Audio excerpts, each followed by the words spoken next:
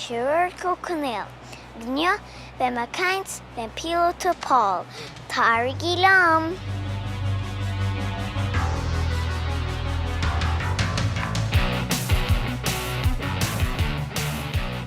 Hi Paul, ce chuil tú? Tá me go marúch agus fáilteisteach agus Shannon Aviation Museum. Wow, tá máte go hálainn, cid a dhéanann sibite? Well, anseo bí me ag múna go dtíine fásta agus go gasar óga cén chuí I mín Etzlan a Getzel san air. An bhfuil is atsa cén chuí an dhéanann Etzlan a bhealach bhaid point amháin go pointe eile san air. Le mapa? Go dtíadach mapa nús in ceann seo an seo atá ósar cór. Ach, in nús mapa bhechaide a chár, tá bórthaid le feiceáil mapa sa cór nach bhfuil? Ach ní léon bórthaid le feiceáil san air an bhfuil? Níl. So marála sin bín ar an bedanhfuil a mapa rih ré, so tá muidin seo sa tunan in jobh, agus mun a bedanhfuil bailach clé an sin. Agus úsáidin rud a bhaitar composite.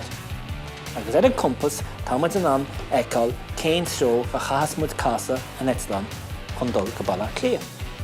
A bhhaile tacht lom agus torasíanna ar an áise go bhheictmuid cén chuí úsáidin muid an compas agus an bailach íana san air. Wow. Iontach, tarlam. Paul, ceacha bhfuil Etzlan ná go le pointháin go point seile. Well ar an chuí a chasan Etzlan san air ná úsáidin se an air a haint os cin an clíhan. An nús cá tá rutha sa cá nach bhfuil, a tá ná na ruthaíon cá chas ar chléad nó ar dheis. Ach ní an deis sin agan an Etzlan san air. So siad íon an smuid ná, tá muid a sí sa cockpit agus casa muid an rutha tá san Etzlan ar chlé agus ar dheis agus táin an aileron a ghlítar ar seo, suas agus an nuas. Agus siad a dhéanann se sin ná casan se an tair agus an Etzlan ó chlé go dtíon tíbal lá deise. Bute a bud a chuí a casan an... Díadach mar sin. Casa mar sin chuin tíb.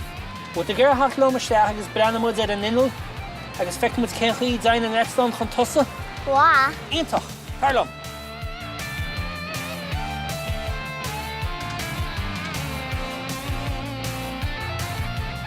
Díanann sé seo, Paul?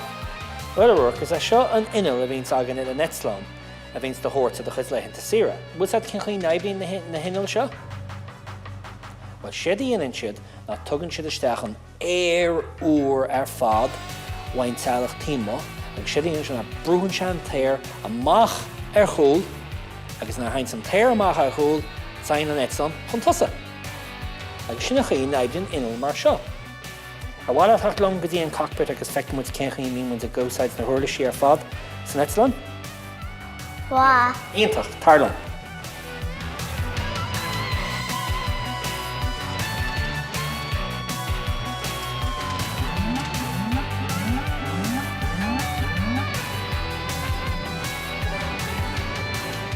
Bhí lá on táimine. Inis tá go le seo a thuirt ar spin. Slán!